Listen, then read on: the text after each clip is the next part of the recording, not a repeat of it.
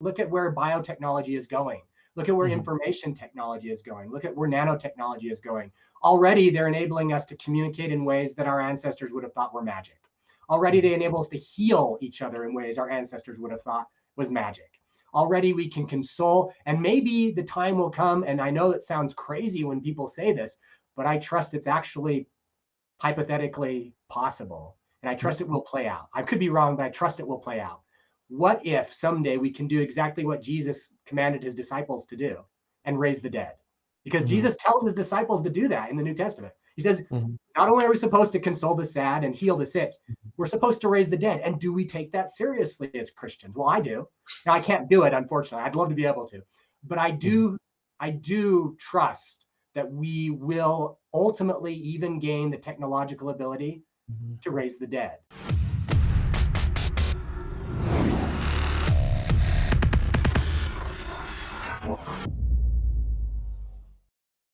Okay, this is Ultrasync, and I have Lincoln Cannon here with me, who is a technologist, a philosopher, an entrepreneur, the founder of Thrivous, which is a human enhancement company that produces nootropics, longevity, and cognitive supplements and other technology. And he's also an advocate for Mormon transhumanism, a religious, spiritual orientation that is also like looking to enter the transhumanist discourse or the transhumanist objectives and advocacy. So that will be something to talk about. Thank you very much for joining me here, Lincoln, and I'm looking forward to this conversation. Thanks for the invitation, Vijak. I've been looking forward to it too, and all these topics, they're exciting for me, and I hope that you and your audience will find them interesting as well. Great, wonderful, great stuff. So before we get into, there's so much here, there's so many things that you're doing and, that you're dealing with in different ways that I think are so essential for our future development, for human technology coevolution, for things that we need to think through as a collective, whether we're transhumanists or interested in cutting edge technologies. But before we get into that, can we just have some insight from your kind of into your biography and into like what led you to combine these different aspects and develop this kind of quite unique position that you have taken with your professional work? Yeah, happy to give you some background. So I was born into and raised by a traditional Mormon family, and growing up, I, like most Mormons do, like most Christians do, I was taught to read the scriptures, the Bible. Then, of course, Mormons have additional scripture beyond the Bible that I also read growing up, such as the Book of Mormon, which people have probably heard of, and others. And my father, he was a software engineer. A long time before that became a popular profession to have.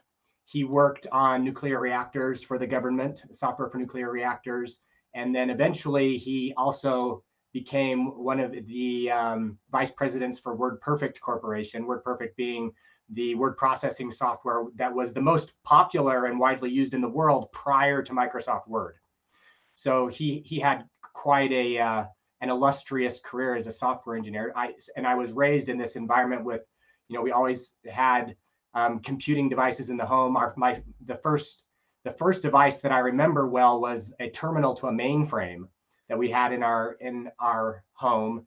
And when the mainframe wasn't being used for more important things, my father would sometimes sit me beside him on a chair, and we would play text-based adventure games on a mainframe computer. So I have fond memories of that. But basically, I say that just to kind of give a picture of my father, who's a religious person, is also a technologist. And for him, they were just part of his ordinary day-to-day life. And so I grew up in an environment where being a religious person and caring about and using technology was just normal. And that wasn't as common when I was growing up as it is now. There are lots of people, of course, now who are religious and also in the software industry. But when I was growing up, that wasn't so common. My mother she actually converted to Mormonism from Catholicism. And her emphasis in religion and what she taught me all the time when I was growing up was the notion taught in the Bible that faith without works is dead. For her, religion needed to be a very practical thing. It wasn't just something we talked about or thought. It's something that we need to do. And that if we have faith in wonderful things, like if we have faith that we should be more like Jesus and be kind and compassionate to people, then we should do something about it. We should actually do kind and compassionate things. We should serve people. We should lift them up and help them. And so I was taught to approach the interpretation of religion also very pragmatically, very practically, that it's something that we need to act on and do. And so, you know, the framework of religion I was raised in was technology friendly. It was very practically oriented. And then as I got a little bit older, I started, you know, I was very analytically inclined as a child. I started becoming skeptical of many traditional claims associated with religion generally, with Christianity and Mormonism in particular. I did a lot of reading about religion and religious history, including the history of my own religious tradition. And some of the things that I read were difficult for me to work into my worldview comfortably. And I actually, it strained my relationship in some ways also with my religious community. As a teenager, one day, you know, I came home from church with my father, and we sat in the car for a minute, and I turned to my father. I said, "Dad, I think a lot of people at church are lying. They don't really know this stuff that they claim to know." And he was always really patient with me. One of his greatest traits. He didn't tell me I was a bad person for doubting or anything like that. He was patient, and he asked me to explain what I meant, and I did. And then he kind of shared with me his perspective on religion and God. And you know, that was another great thing, is that I was raised by people who were willing to talk about the complexities of religion without trying to separate themselves from me as a person. So you know, whereas a lot of people grew up with these tragic stories about maybe, you know, if they became skeptical of their religion, maybe their parents rejected them or their community rejected them.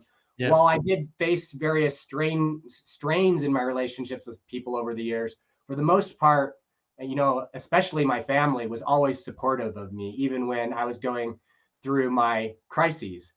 I eventually satisfied my kind of tensions, my religious tensions, well enough that I decided to serve a mission, like lots of Mormons do. Went on a mission for 2 years to France. And then when I returned from my mission to the United States, and you know, I got home, I was with my family again, and my father, who had had cancer twice when I was younger, once when I was a child, once when I was a teenager, he had cancer a third time when I got home from my mission, and this time it killed him. And that kind of brought to culmination a lot of the challenges I had been dealing with for many years and kind of had put on the back burner to some extent while I was a missionary. And it essentially, it broke my faith. I lost my faith in God.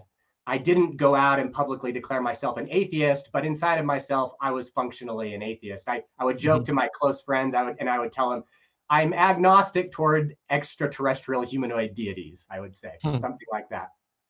And I would do that so that I could, you know, maintain a conversation with them. I didn't want to be threatening. I didn't want to hurt anybody, but I wanted to be honest with them too about kind of where I was. And there were various reasons for it, of course, but the one that really had brought it all to culmination was my father's death, because I saw in this, which is what leads many people to atheism, this idea that how could there be such suffering in the world and there also be a benevolent God? Right.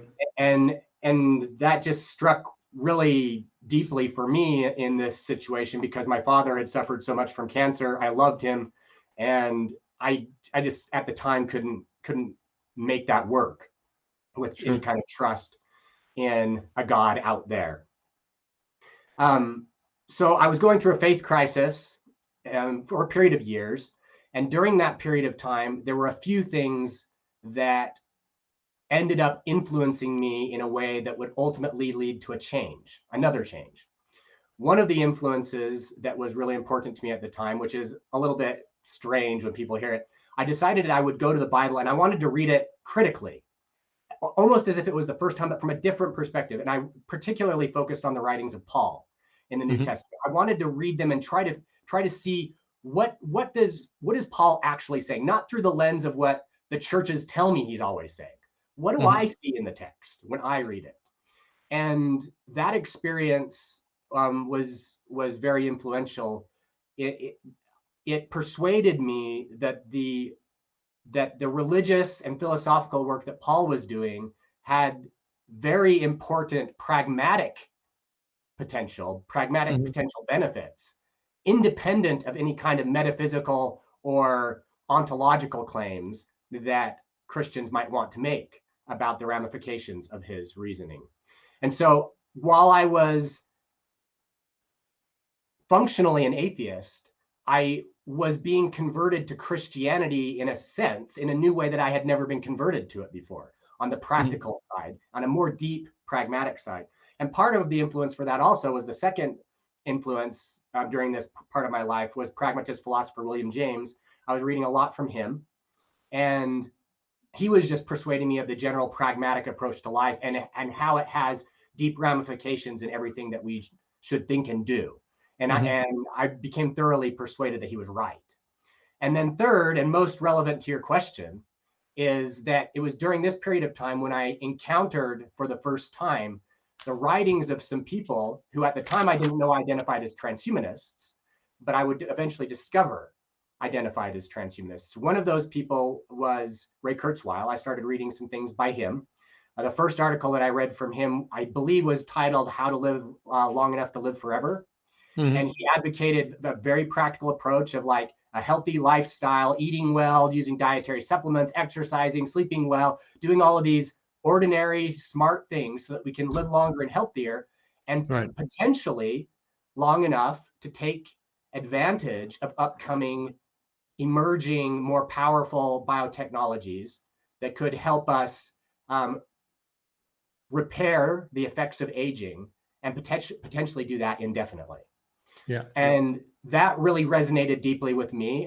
It was very pragmatic, but it also resonated on another level in the sense that it brought to mind and made more real many of the aspirations that I held as a traditional Mormon growing up, with this idea that eventually we would be able to overcome death, which is an inherent part of course, Christianity generally, and in Mormonism specifically, this is a very physical thing. In Mormon theology, immortality is not some disembodied state.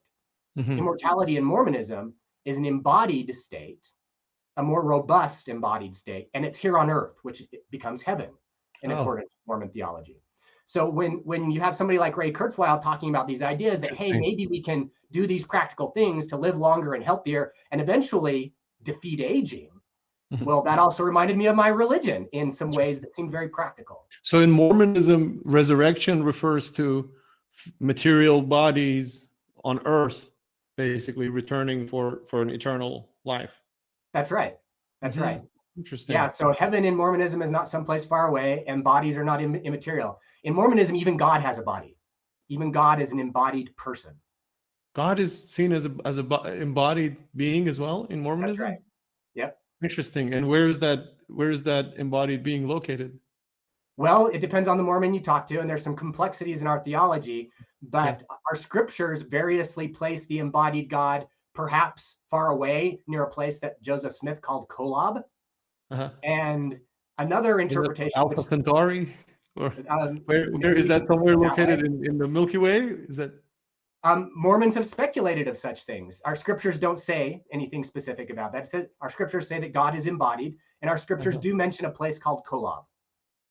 And Mormons have speculated about what that could mean and have gone in lots of directions with it.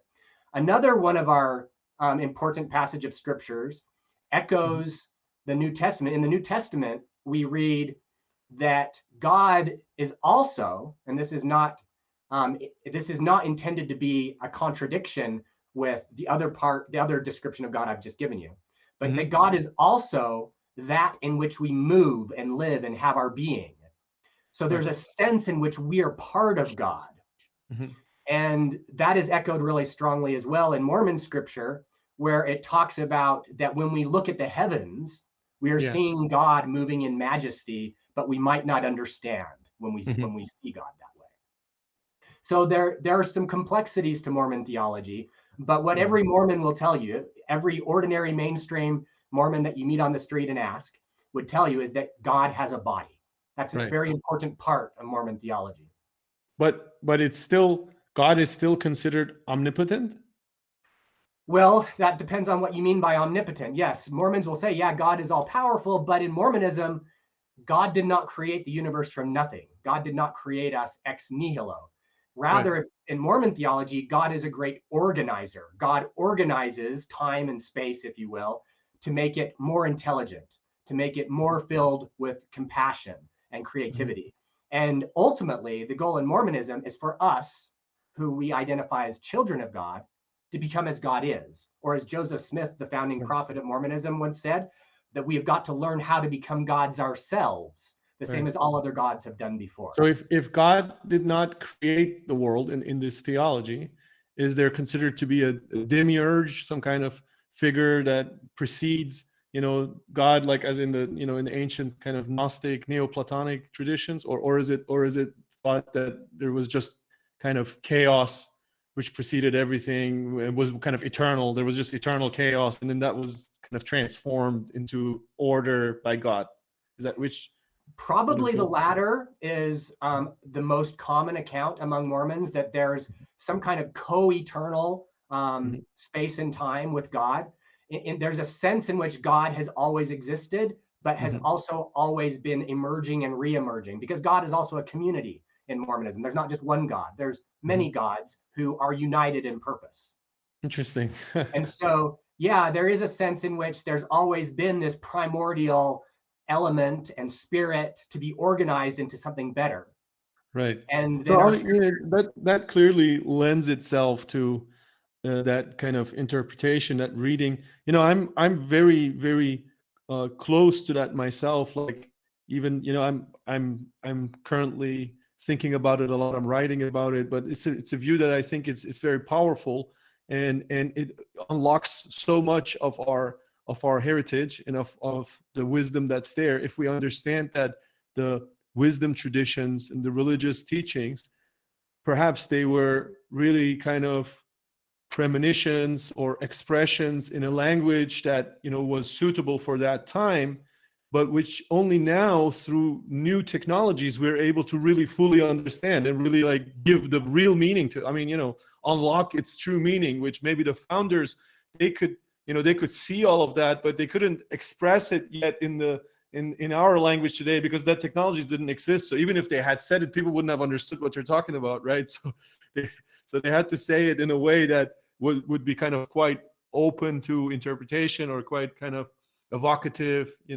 So I mean, I think, I mean, but it's specifically that you're talking about these aspects in Mormon thought makes it interesting. Seems to lend itself. Obviously, it's a more recent it's a more recent religion too. Although there are thoughts like that in the ancient Vedic texts, and which go thousands and thousands of years back, and there are very similar thoughts like the ones you just mentioned already. So I mean, yeah, it's I think it's super interesting approach. Now, when you have this approach and you're sharing this approach with others. So, and again, I have to say, like, from my perspective, that's really our task. We have to bring together the kind of technological and technocratic impulse, and then on the one hand, and the mystical impulse on the other, the impulse towards embracing that which is bigger, embracing consciousness. So, but when you have this approach and this interpretation, I'd love to hear from you what your experience is with those two camps. So, on the one hand, when you're speaking to technologists and tech people, let's say, what is their interpretation? What is their take on these kind of mystical, themes and objectives and ideas? And when you talk to the spiritual or religious community, what is their take on on, you know, on an approach which says like, look, we can actually find solutions to these religious objectives through technology, right? So how do those two camps receive, you know, you like in your, you know, in your experience? Yeah. The response, of course, is diverse. On the non-religious side, you know, there are people who just think that we're crazy and weird. I mean, in the first place, they might not even understand what we're talking about. Our words might sound kind of familiar in one way because we're using some traditional language, but then we throw in this transhumanist stuff, and they don't know much about that, and it's just weird, and they don't know how to deal with that. And as a consequence, a minority, it's definitely not a majority, it's a minority, but they're very vocal, will jump from that to conceiving all kinds of really horrible things about us, imagining horrible things about us, making up horrible things about us. And they might imagine that we're into eugenics, where we want to compel people to be, you know, slaves to some kind of machine intelligence that we're working craftily in our basement to impose on them as their masters or something. So they conjure up some terrible ideas and project those onto us. And that happens whether they're, you know, secular or religious. The secular ones will tend towards talking about it in secular terms as some kind of unethical fear that they have of what we're doing. The religious ones will associate it with scary symbols from scripture, from like the book of Revelation, and we'll talk about us being the Antichrist and the mark of the beast and stuff like that. So we get some of that. And already a lot of conservative Christians really already dislike Mormons, as it turns out. So when you combine Mormonism with transhumanism, we're double bad, or maybe not even more, we're like multiplied bad.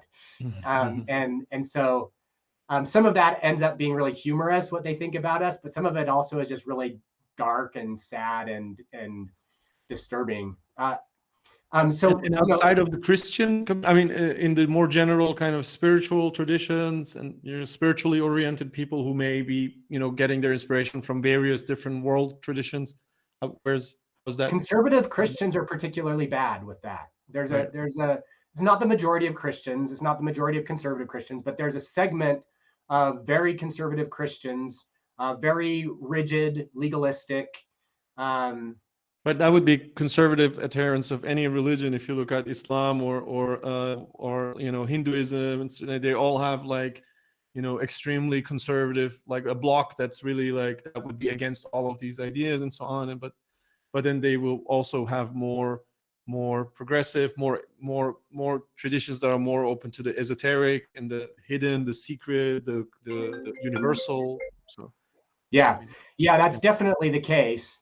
Although I think the reason we get most of it from fundamentalist Christians is because we identify as Christians, and so they feel more of a threat in this area than, say, from fundamentalist Muslim or a fundamentalist Hindu might feel, because they sense that we're more directly competitive with them, I would imagine.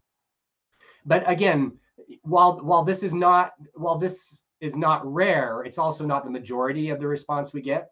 The majority of the response we get is either people that don't understand us and just think we're weird, or we get a lot of cautious interest too, where people go, "Oh wow, that's fascinating. I've not thought of it that way before. Tell me more." And then they read about us and they learn more. That's also really common. And then less common, but still quite regular, are people who, especially Mormons, who encounter us or encounter secular transhumanism for the first time, will see it and they'll say, "Wow, I guess I've kind of always been a transhumanist, but I didn't have a word for it." And it's fascinating that there are other people who are like me, even if they're secular people. And that's definitely the experience I had when I started discovering the writings of secular transhumanists.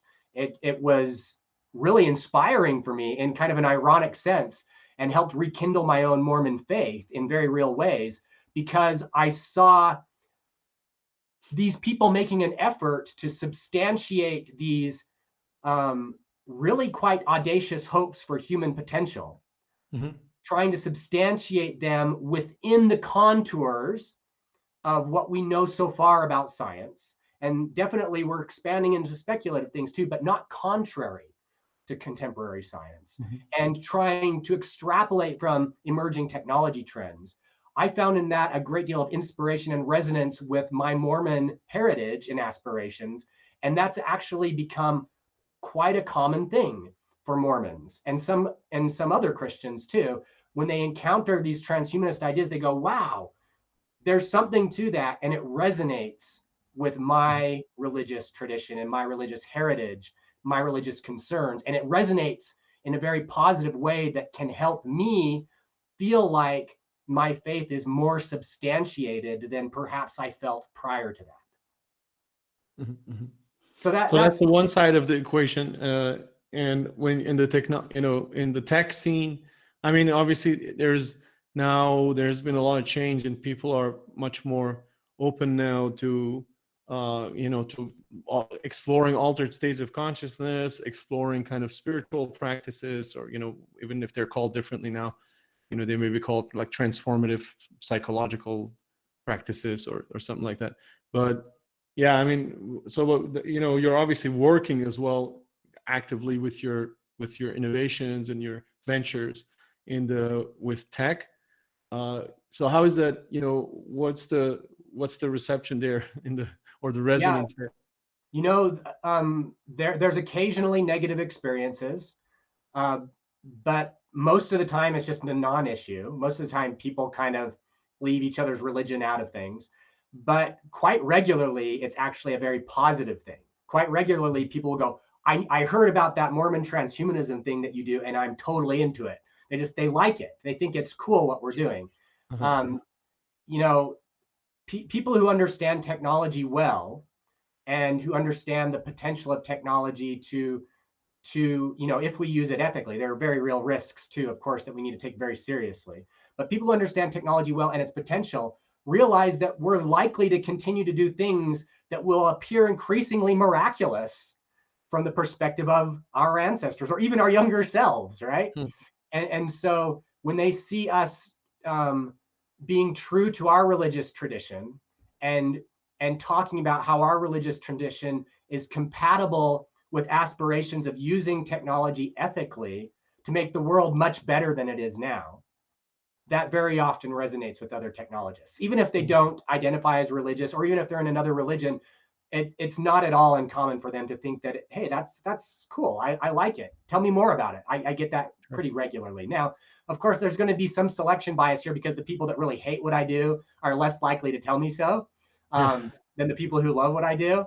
So, it's hard to like quantify exactly what it is, but it is quite common for people to react very positively to it, and to have that serve as a reinforcement of our relationship.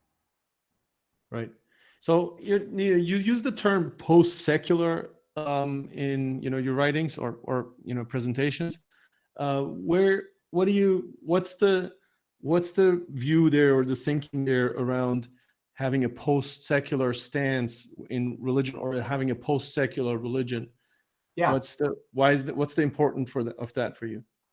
Sure. So a lot of us, and especially historically our ancestors, we grew up as religious people, right? And increasingly over the last 200 years, we grew up as religious people within a broader secular context. And what I mean by that is that religion and secularism are not opposites of each other. Secularism is more like, in my opinion, it's better characterized as something like a referee at a sporting match. And the religions are the teams, and the role of secularism is to make sure they don't cheat on the rules and try to kill each other. They're supposed to compete within a certain framework. And if they go outside of that framework, then they get a penalty called on them or something like that. So increasingly, we've been growing up in a secular space. But then some of us have decided that, maybe I don't want to be part of any of these teams. I just want to identify with the referees, with the secularism. And so a lot of us have increasingly become secular and non-religious. And then as it turns out, some of us who maybe were religious originally, or maybe were secular originally, have gotten to the point where we realize, maybe there's still value in that religious thing. Maybe not in all of the exact same ways that our ancestors thought it was valuable, but maybe there are core values to that, core practices to that, that still remain relevant Right. today. Yeah. And that maybe I can take those core valuable things and I can combine them with some things that are also valuable that I learned from secularism. Maybe I can put those together and come up with something even better. And so that's what I would mean by a post-secular religion or a post-secular religious person, is somebody who sees the value in our religious traditions, who also has known and received and respected the value of secularism, and has decided, you know what, I'm still going to be a religious person, but maybe in somewhat of a different way. And I'm going to combine the value that I've received from these different things, and I'm going to build on all of that. Right. And the post-secular is also like inherently, therefore, an anti-dogmatic stance, right? It's because it's one that has gone through that experience and now says, like, I can return to the wisdoms of religion, of the religious traditions, without, in the ancients or like the traditionalists who were just locked into that. And there was like, there was not even a choice or not even a decision there to be made. Like, that's just who you are and that's it. There's no debate and no interrogation of that, right? So as opposed to that, we're talking about like a critical stance, or like a, right? Yeah, it's more self-aware. It tends to be far less dogmatic. It often is more ecumenical. It tends to recognize value not only in one's own religion, but in others' religions as well, and seeks to kind of cultivate that awareness. So, for example, I love Hinduism. I'm not a Hindu, and I probably never will be one, but I love Hinduism. Not everything about it, but I love a lot about Hinduism. And so when I talk with my Hindu friends about Hinduism, I want to get as much value as I can out of it. I want to learn as much as I can from them about the positive, strong, beautiful things in their religion, so that I can make my religious life And better. Hinduism is like 100 different religions itself. It's not even just one religion, but yeah. But no, this is great. I mean, we're getting very close here to, well, I mean, my position, there's just a little bit further, I think, but I could agree with almost everything you said there, and not just agree with, but like wholeheartedly embrace it. Just that I think, in my perspective, I would call myself trans-religious. So I'm like, I look at religious wisdoms in the same way that you look at in martial arts. You have now mixed martial arts, so don't have to be anymore like just a taekwondo guy or just a wrestling guy. You can have like what works for you from this and from that tradition, and you can just find something that works. And it's definitely like that position, trans-religious position, is definitely post-secular. Absolutely needs to be post-secular. Right. But for me, it's like, I can take something from Sufism, or from Tantra, from Shaivism, and from different traditions, from Christianity, and I can just like, it just, if it works, then why would I have to not embrace it if it works, right? If it's a wisdom that works. Yeah, I totally agree with that. And I agree that that's also increasingly common among post-secular religious people. There's one of my favorite thoughts from the founder of Mormonism, Joseph Smith, was on one occasion, he was asked about his relationship with his thoughts about other people's religion. And he said, well, hey, I'm like a skillful mechanic. I'm taking these materials, gathering them together and welding them together to make something even better. And is that not worthy of praise? But then he goes on and says, listen, and if they won't accept what I'm putting together that I think is better, then I'm going to still build them up in their own way. Right. And if you think about it, isn't that charitable, compassionate? Isn't that Christian right there? That, I do think that what I have is better. We all do, right? I think I have what's best because I've thought about it a lot and I've embraced. But if I can't persuade you that my way is better, can't I show some compassion by trying to build you up in your own way? And then maybe down the road a little bit farther, we can meet again and see if we're on the same page yet. One caution I would throw into the mix, however, is that in our enthusiasm to gather in all that's good and beautiful and true from all of these traditions, and they all have good and beautiful and true things to contribute. A caution I would add is that sometimes the most beautiful and transformative parts of a religious tradition are accessed by people who become most intimately acquainted with their details. Sure. And that can sometimes be hard to do if you don't immerse yourself in the tradition. And so when I said I'll probably never be a Hindu, one of the things that informs that is not any disdain for Hindus. What informs that mostly is that Mormonism offers a value proposition that I care deeply about and that I know well, and that I've seen work on me and my family and friends in ways that only works because we immerse ourselves in it, in the Mormonism. And one, so that's one caveat I'd throw out there. And then another caveat is I would also be careful not to interpret what I'm saying as a suggestion that all religious ideas are equal. They're not. There are real pragmatic consequences to all religious ideas. And those pragmatic consequences will be combinations of things that are both more and less good, more and less positive, more and less evil or negative. There's a kind of like a little bit, like simplistic, facile kind of new age type of thinking of like, oh, everyone's the same, everything's the same, and so on and so forth and so on. And it's, which, is kind of problematic. And it debases a little bit the different, the different dimensions of experience and sometimes tragic experience and truth that are in those traditions, right? For sure. By just kind of trying to bring it to the same. But yeah, I mean, what you're just saying is, I hear that often from from friends who are who belong to one particular tradition. That's exactly what they will say. Okay, what you won't get to the depth of it and so on. But then I think it's just a kind of there is just more and more and more people in the world today for whom there just isn't one authentic tradition that they belong to, and for them it would be inauthentic to pretend to belong to one, because it's like, like you grew up with in a completely post-secular context, in a completely secular context, and you had just this kind of menu, like where you could just learn from everybody, and you had everything like available, right? So even then to choose, then you could say like sometimes people will go and they choose one and they convert to something, right? They convert to something.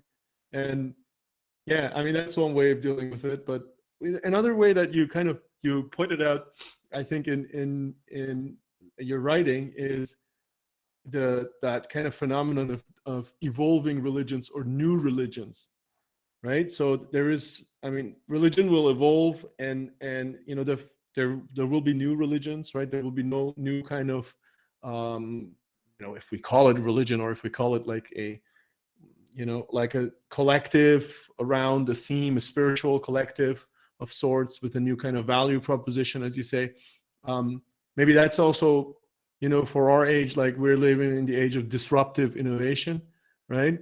Technologically. So, that's just applied to, that's just strengthened on that kind of mental, spiritual plane too. But how do you see the prospect of that? Do you think like religions have to disrupt themselves and renew themselves, like to not be disrupted by other disruptors? I do, for sure. I think any religion that stops growing will die. And we've seen that many times throughout human history. That some scholars of religious history have talked about a period of time, 2,000 to 2,500 years ago, that they call the Axial Age, when today's major religions started getting their birth. And they got their birth out, in a sense, out of the death of Zoroastrianism, which was the dominant religion of most of human civilization prior to that, which strangely, a lot of people don't even know that, right? That Zoroastrianism was the state religion of the Persian Empire. I know that and very well. most of humanity was ruled by the Persian Empire. That's right. anyway, Zoroastrianism was interesting because it kind of collapsed polytheism into a dualism, which merged into a monotheism. And then, of course, from there, we've got Judaism, which has some remarkable similarities in doctrine with ancient Zoroastrianism that are still present in the Old Testament, in the Hebrew Bible. And Christianity builds on that, and Islam builds on that, today's major world religions. And so there was this flowering of this new religious revival, or this religious transformation. I wouldn't call it a revival. It was, religion was strong before. It was different. So it was a transformation. And I think that we're probably living in a time that is something like that again. I think we're going through a time of transformation. I suspect that the result of that will be that there will be ingredients, movements, ideas, new sciences, new observations, new social pressures that will inform this transformation, just like there were observations and social pressures and sciences of their day. They had their sciences too. Platonism was a big influence on that transformation over 2,000 years ago. I think we have those kinds of influences going on today. And I think we will see a transformation of the world religions. It's already visible. Some people think that religion is dying. I think that's very short-sighted. I think what they're actually witnessing is the beginning of the transformation. And I don't think that traditional religious persons are required to look at that as a threat. Now, many will. But from a Christian perspective, for example, I do see in the Bible, and this is echoed in Mormon scripture, an idea that the church will eventually be subsumed by what we call the kingdom of heaven in scriptures. That there's some kind of transformation that's supposed to take place, that the church as we know it today is not supposed to be the end of history, that there's evolution on a religious level that is supposed to happen. And so while we might choose to fight that and be frightened by it and even demonize it, I don't think our religions require that. I think our religions provide a context for understanding this religious transformation as something that's part of God's plan for us, for the children of God, and for our future and for our potential, and that we have a role to play as participants in that transformation. And I personally find a great deal of inspiration in viewing things that way. Right. No, yeah, it's very powerful. So, you just mentioned the, that evolution and, the transformations of religion, and also the heritage that we take and transform and change. You talked about Zoroastrianism, and it's very interesting. Like when you look at the Zoroastrianism was obviously like also the first religion which brought that idea of the end of times, the apocalypse, right? Like, so this in Zoroaster's and Zarathustra's, or Zartosht, as we say, like scriptures, there is the very clear kind of first statement that there will be an end time, and all of history goes towards that end time.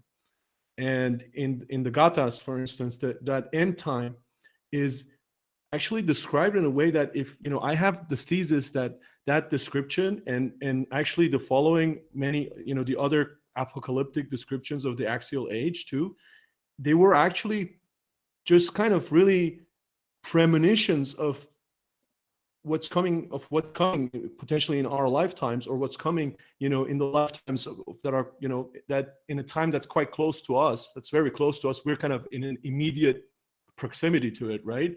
And that's the singularity, right? That's kind of the post-human kind of merger with technology, which is going to expand our consciousness. If you, for instance, read the Gathas, it's like this. It says like everything will be filled with consciousness. All matter will be filled with consciousness across all earth, and all living beings will be connected with consciousness. Like what is that? What are you referring to if not this, right? So it's like it's like when you look at and I think that there's the other apocalyptic scriptures from the Abrahamic religions, the which are, as you rightly said, kind of stand in a relationship to Zoroastrianism, but also the Indian, traditions. They have descriptions that can be read that way. And one thing that a lot of these traditions talk about is the coming of some type of God human, or God man or God human, some kind of avatar of divinity, which is human become God, right? And so that's like super interesting to talk about, like how that God human, or that becoming divine of humanity, what could that look like in your mind? And I think we are kind of on the same page with regards to the interpretation of this, but I'd love to hear from you. What could that look like in your mind with regards to the technological, pragmatic, real realization of that promise or of that prophecy? What could that actually look like? Like, what could happen in the coming, and when would it happen in your mind? Like, when potentially could what something happen, and what would that be that could be this kind of becoming God, or this apotheosis of the human? First, just to contextualize this within Christianity broadly, there's a passage of scripture in the New Testament that talking about, the return of Christ, and associating it particularly with Jesus in this case. It says that when he appears, speaking of the return, we will be like him. Okay, so that's what your question about. I think that is what your question is about, I think, from a Christian perspective. Where is that in the scripture? What was that? This, what you was just referring to, that was from the New Testament? New Testament, that's right. When he appears, we will be like him.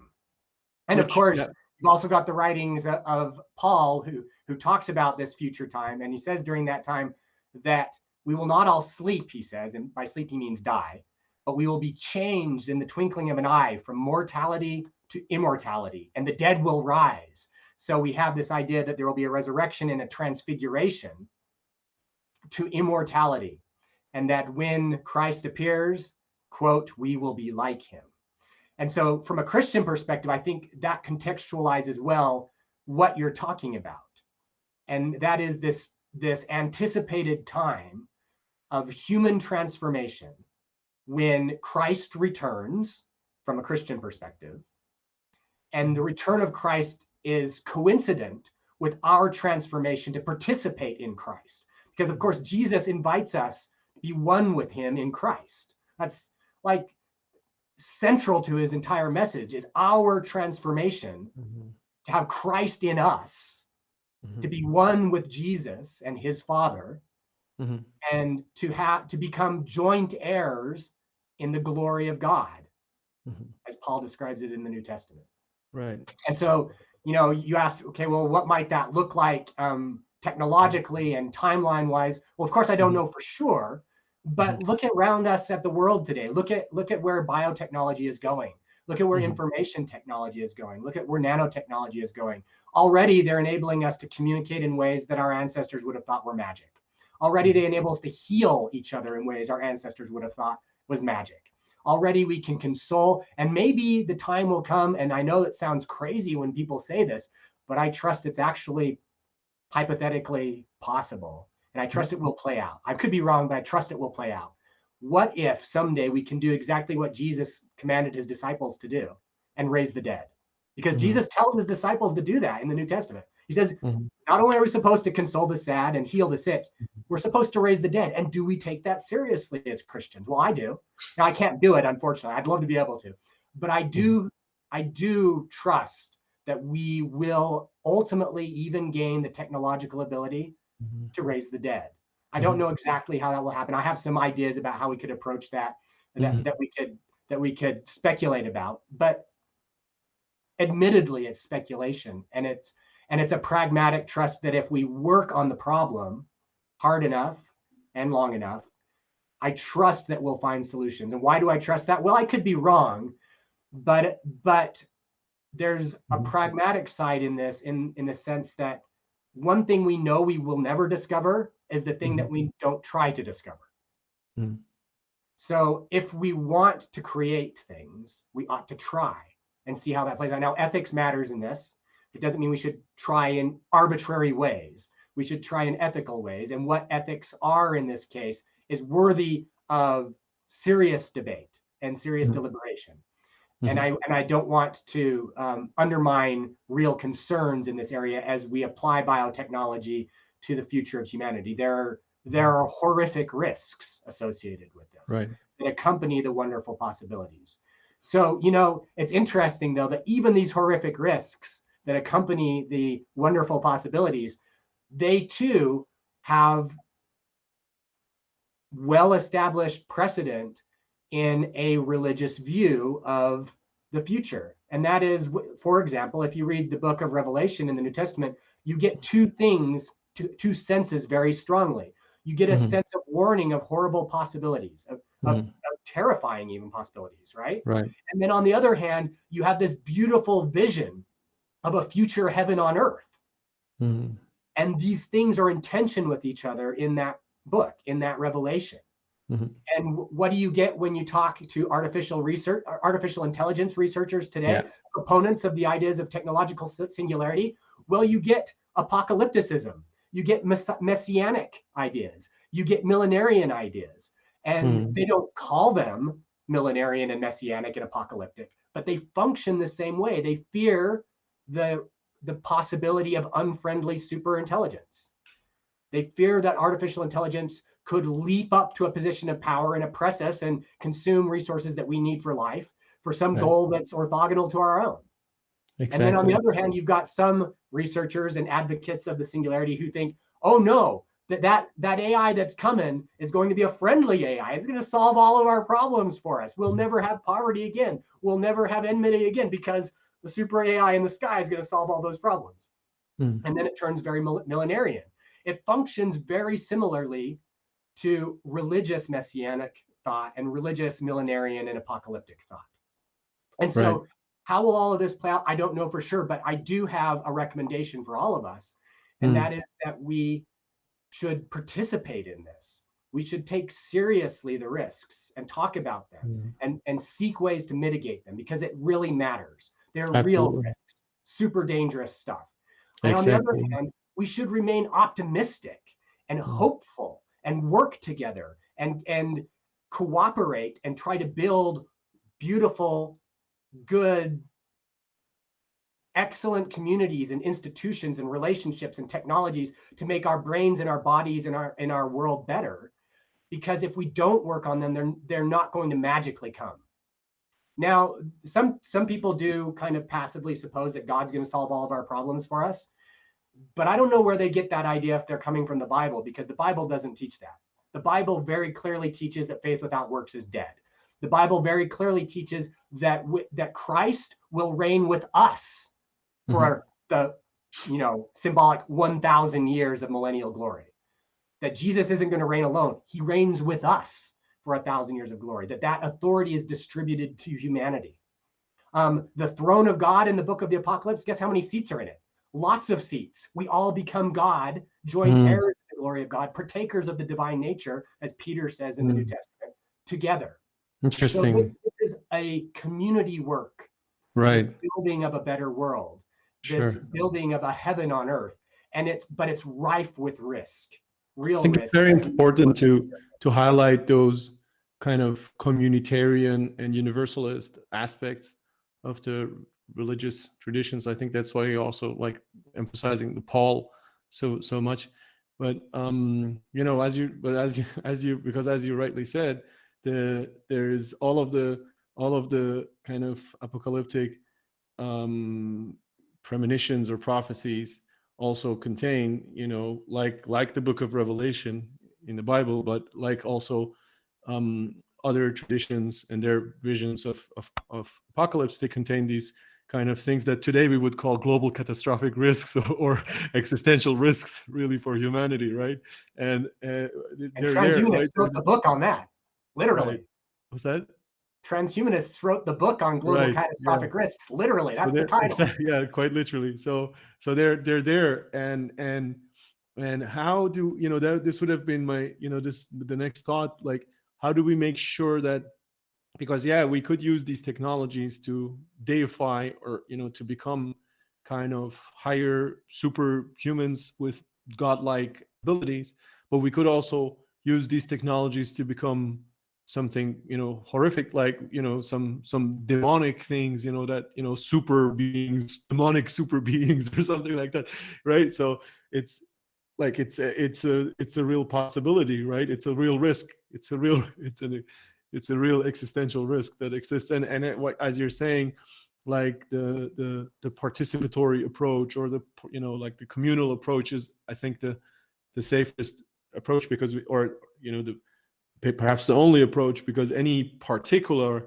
perspective is always in danger of being one-sided, right? Like being, I think the Greek term daemon is actually daemon. Daimon means one-sided, or right, like cut off from the whole. So yeah, I think this is like, yeah, it's super exciting and important to see how this plays out in the coming times, and like this is our times. This is not in some next generations. This is our life's times, right? Everybody's who's listening to this right now and watching this, like, this is your life. This is happening in your lifetime, right? Like, it's like something that we have to deal with, like the fulfillment of the promises of humanity, right? Yeah. In our lifetime. So yeah, I mean, it's, I think, a great thing to ponder. But I just to kind of round out of things, I'd love to get like to something like more immediate, and like the our even more kind of short-term horizon, namely what people can do right now for human enhancement. And I know you're very active in human enhancement. So we were just talking right now about these big kind of things that happen on the horizon of, as far as we can see, basically, right? And it's super important to know that, like, but, and to have context. But just to talk about like what people are doing right now with regards to enhancement and evolving, consciously developing themselves consciously. uh, can you tell us like a little bit can you share with us like your experience and expertise on what's possible in the realm of human enhancement, what's possible with maybe supplements, or with other types of interventions that people can do to start to become better or more fulfilled or happier? Yeah. Yeah. The first thing that I would say is that the the most widely accessible and least expensive, most affordable, generally accessible things to do are sleep better, go to bed at a normal time, um, have good relationships. Like, seriously, try to foster some close, good relationships. Um, and that might include a religious community. People that are in a religious community that they feel like they're accepted in, actually, there's science that backs up that they live longer with healthier lives. So eat better, eat less junk food, um, meditate, pray, express gratitude. Those things, that none of these things that I just talked about cost any money. They just require some ordinary effort. Now, ordinary effort can be hard sometimes. I don't want to downplay that. But hardness, it's like things that most of us, almost all of us, probably can do at least one of these things better today. So try it. Like, just start today, and these things will make you smarter. They will make you healthier. They will probably make you live longer if you don't get killed in an accident or get a strange disease that cuts your short life. Heaven forbid. I'm sorry that happens too frequently. But for most of us, these will also make us live longer, healthier lives. Now, besides these free, ordinary practices that all of us can and should be doing, there's a range of things that people can do to enhance themselves. And these range from inexpensive things to wildly expensive things. And they range from not very speculative and actually some very well grounded in science to things that are wildly speculative and that. Can you give us some examples for those categories? Say again? Can you give us some examples for those categories? The inexpensive, Yes. the very expensive, the very kind of grounded, and the very speculative? Yeah. So, on the well-grounded and not expensive side, I would say probably the most obvious is dietary supplements. Not just any dietary supplements. There's all kinds of snake oil out there. Mhm. But if you get on a website like PubMed or a good reviewer of clinical studies like examine.com, you Mhm. will find many good papers from credentialed scientists Mhm. that show materials that you can supplement with to enhance cognition, to enhance healthy longevity, and to Mhm. make a practical difference in your day-to-day life in all kinds of ways. And depending on what you are looking for, depending on what you need and what you hope for, different solutions will present themselves. And so I've spent a lot of time over the years doing that kind of research. I run a business in that area myself to help people. And the reason I started that business in the first place was because I was already doing that to help my family and friends, and I wanted to expand it. Right. So these none of it's magic. None of it's going to turn you into a super intelligence or an immortal. I'm sorry, I wish it could. But if you're following good science, and if you're looking for reputable, and if you look for reputable companies with good quality control, and some of these do exist despite there being bad actors in the industry, Mhm. then you can almost certainly get real practical enhancement to your life using dietary supplements in Right. various ways. So that's the easiest way. Um, Mhm.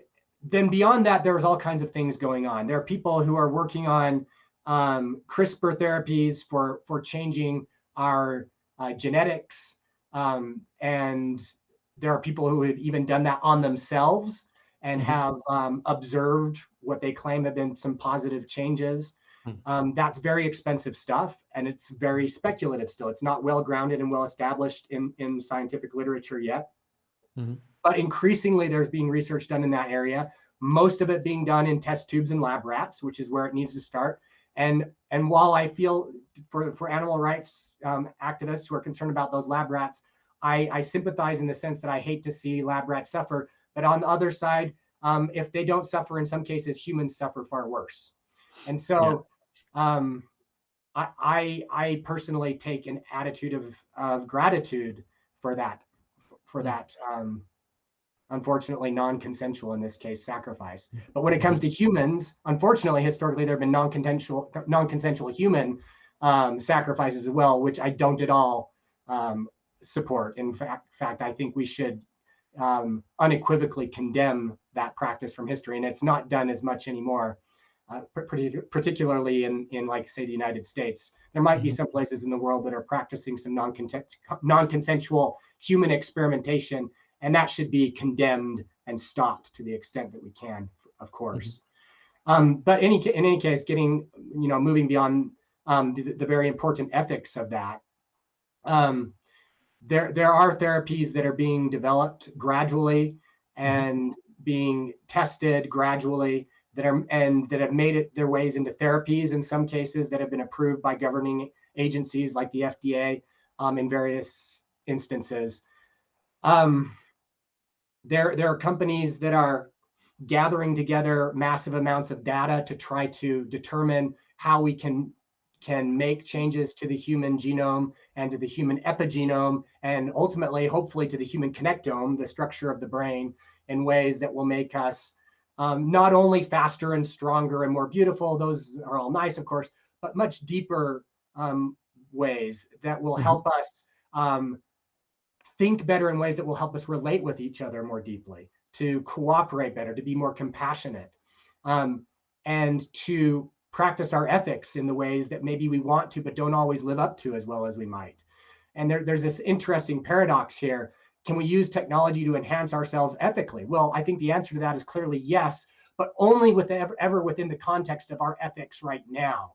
So Mhm. it's imperative that we not like push off ethical deliberation to some future friendly AI that will somehow magically solve problems for us. No, we need to do the hard work of ethics now and always, because we can only ever have a feedback loop of our technology on our brains and bodies within the context of our present ethics.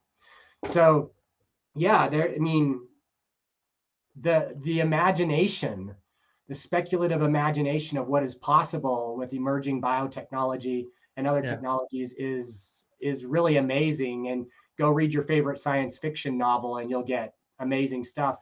Some of it will prove possible, some of it won't. What's the difference between the two? Well, in some cases, is because we actually work on the problem and come up with a way of doing it. So right. Yeah, I mean, yeah, there's so much to explore there, and so many avenues of how we could modify and enhance and change and augment. And as you rightly said, there's ethical questions involved with all of those things, as well as pragmatic questions. But perhaps we'd leave that exploration for another conversation, because I think we have covered so much already today.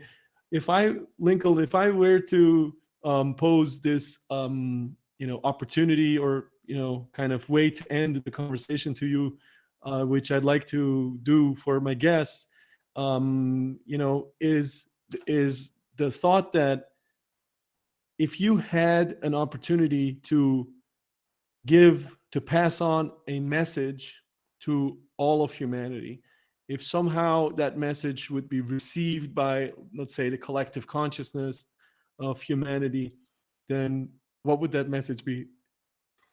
that message would be that we have superhuman potential, and that its realization depends on our creativity and compassion. So, call to cultivate creativity and compassion. Yeah. Right. Well, thank you very much, Lincoln Cannon, for this wonderful conversation. I'm not going to kind of comment that last part, just leave that there. I hope that our viewers and listeners are able to, make their own kind of follow up things in their own mind. I'm going to obviously link everything below and elsewhere, so that people can follow up on if they want to read more, find out more about your work, or find out more about the Mormon Transhumanist Association, and or your company Thrivous, or other kind of related things. So yeah, thank you so much, Lincoln. Thank you, Vijak. It's been a pleasure and an honor. Thank you.